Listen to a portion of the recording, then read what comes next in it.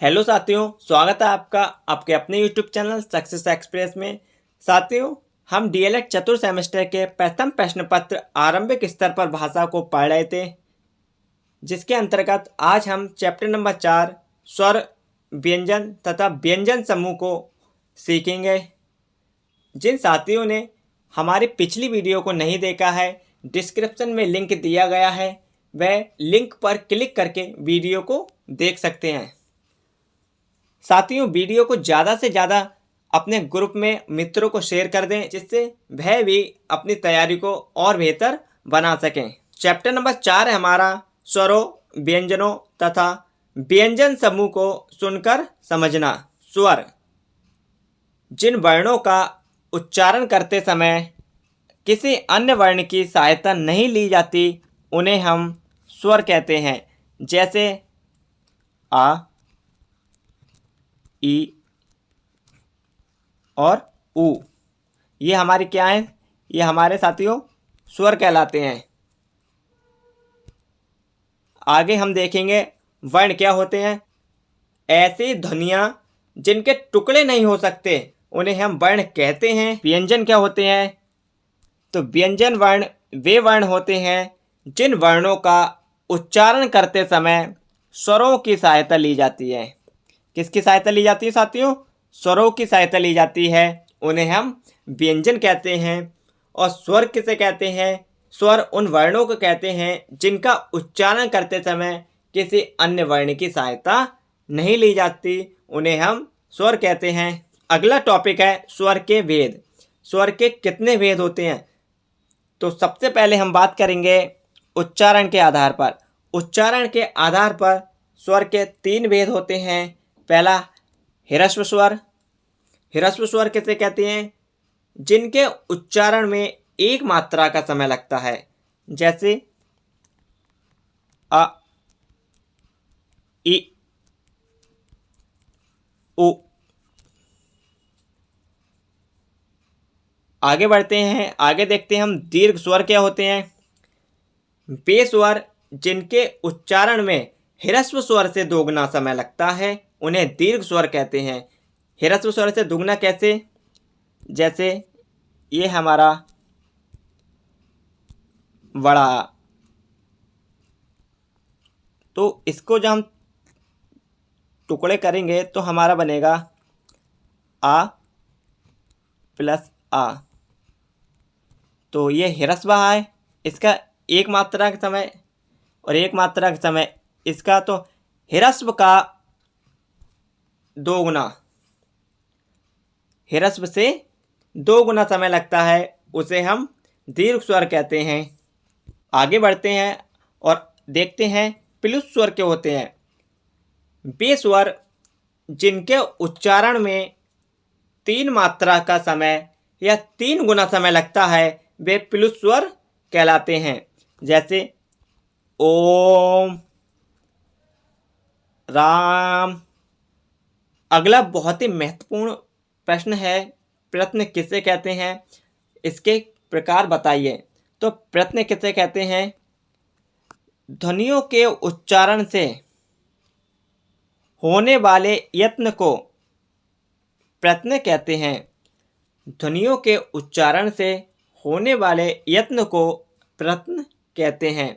अब जो प्रश्न होते हैं, प्रश्न हमारे 2 प्रकार के होते हैं। कौन कौन से? अभ्यंतर प्रश्न और बाह्य प्रश्न। अभ्यंतर माने अंदर, बाह्य माने बाहर। अभ्यंतर का अर्थ होता है भीतर या अंदर। अभ्यंतर से तात्पर्य उस चेष्टा से है जो वर्णों के उच्चारण के पूर्व मुख के अंदर होती है। तो अभ्यंतर प्रश्न कितने प्रकार का होता है?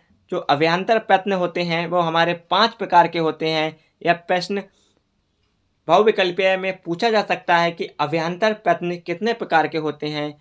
तो हम लिखेंगे अभ्यंतर प्रश्न 5 प्रकार के होते हैं। कौन कौन से? विव्रत, ईषत् विव्रत, स्पृष्ट, ईषत् स्पृष्ट और संवृत। उसी प्रकार जो बाह्य प्रश्न होते हैं भाई कितने प्रकार के होते हैं? जो बाह्य प्रश्न होते हैं भाई हमारे 8 प्रकार के होते हैं। विवार, संवार, नाद, घोष, अघोष, अल्पप्राण, महाप्राण और श्वास। आगे बढ़ते हैं और हम देखेंगे कि अनुनासिक स्वर क्या होते हैं। जिन स्वरों के उच्चारण में ध्वनि मुख के साथ साथ नासिका से बाहर निकलती है उसे हम अनुनासिक स्वर कहते हैं। अगला टॉपिक है हमारा संयुक्त व्यंजन क्या होते हैं। दो या दो से अधिक व्यंजन वर्णों के मेल को संयुक्त व्यंजन कहते हैं। संयुक्त व्यंजन कौन कौन से होते हैं? बहुत ही महत्वपूर्ण है, इससे ऑब्जेक्टिव में पूछा जाता है अक्सर कि जो छ है क्षत्रिय वाला, इसका निर्माण कैसे होता है? तो इसका निर्माण होता है का और शा से, षटकोण वाला शा। अब आया तिरा, तिरा का होता है ता और रा से। जो ज्ञा है ये अक्सर परीक्षाओं में पूछा जाता है, ज्ञा कैसे बनता है? तो ये बनता है जा प्लस यहाँ से। अगला है श्रा, श्रा से श्रमिक, इसका निर्माण होता है सा और रा से। अगले प्रश्न की ओर बढ़ते हैं। अगला प्रश्न है हमारा अव्यंतर प्रश्न। अव्यंतर का अर्थ है भीतर। अव्यंतर प्रश्न से तात्पर्य उस चेष्टा से है जो वर्णों के उच्चारण के पूर्व मुख के अंदर होती है। जो मैंने आपको बताया था अभी कि अव्यंतर प्रश्न होते हैं वे 5 प्रकार के होते हैं। इनके वर्गीकरण को हम देखेंगे। पहला है स्पष्ट। स्पष्ट में सभी स्पर्श व्यंजन आते हैं जो का से मा तक होते हैं। 25 स्पर्श व्यंजन होते हैं हमारे। दूसरा है ईसत स्पष्ट। इसके अंतर्गत सभी अंतस्थ व्यंजन या रा ला वा आते हैं। तीसरा है विव्रत। इसके अंतर्गत सभी स्वर आते हैं। अगला है हमारा ईसत विव्रत। इसके अंतर्गत सभी ऊष्म व्यंजन शा, शा, सा, हा आते हैं। और अगला है 5वां है हमारा संवृत। इसमें ह्रस्व आ यानी छोटा आ आता है। कौन कौन से हुए? पहला हुआ स्पष्ट। इसके अंतर्गत 25 स्पर्श व्यंजन आते हैं। जो हमारे स्पर्श व्यंजनों की संख्या है वह 25 है। दूसरा है ईसत स्पष्ट। इसके अंतर्गत सभी अंतस्थ व्यंजन आते हैं। अगला है विव्रत। इसके अंतर्गत सभी स्वर आते हैं। ईसत विव्रत, इसमें सभी ऊष्म व्यंजन आते हैं। और नेक्स्ट है संवृत। इसमें क्या आता है? ह्रस्व आ आता है। आगे बढ़ते हैं। अगला टॉपिक है हमारा चैप्टर नंबर 5। जिन साथियों ने अभी तक हमारे चैनल को सब्सक्राइब नहीं किया है वह हमारे चैनल को सब्सक्राइब कर बेल आइकन को प्रेस कर लें, जिससे डीएलएड से रिलेटेड इन्फॉर्मेशन आप तक पहुंचती रहे। अब हम चैप्टर नंबर 5 की बात करते हैं। चैप्टर नंबर 5 है निर्देश, संदेश, कविता, कहानियों तथा लोकगीत आदि के भावों को सुनकर समझना। इसके अंतर्गत हम देखेंगे कहानी शिक्षण क्या है, कहानी शिक्षण के लाभ लिखिए। तो कहानी शिक्षण में पहला पॉइंट है हमारा, कहानी शिक्षण से छात्रों में विचार, कल्पना व तर्क शक्ति को विकसित करना।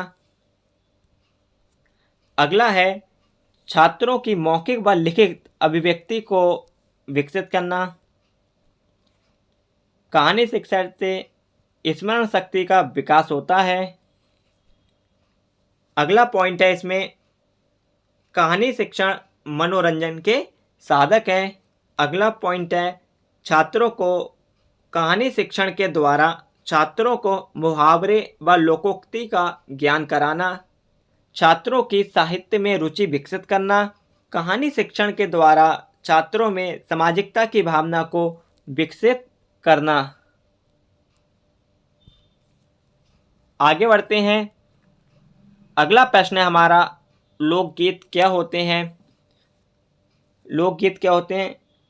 लोकगीत वह गीत होते हैं जो आम लोगों या व्यक्तियों द्वारा गाए जाते हैं, या दूसरे शब्दों में हम कह सकते हैं लोकगीत वे गीत हैं जो लोक में प्रचलित होते हैं। गांधी जी ने कहा है, लोकगीत में धरती गाती है, नदियाँ गाती हैं, पर्वत गाते हैं, फसलें गाती हैं। लोकगीत को हम ऋतु गीत के नाम से भी जानते हैं। साथियों, आज हमने आरंभिक स्तर पर भाषा का चैप्टर नंबर 4 और 5 को पढ़ा। जिन साथियों ने अभी तक हमारे चैनल को सब्सक्राइब नहीं किया है वह हमारे चैनल को सब्सक्राइब कर लें, जिससे डीएलएड से संबंधित लेटेस्ट अपडेट और इन्फॉर्मेशन आपको समय से मिलती रहे। धन्यवाद साथियों।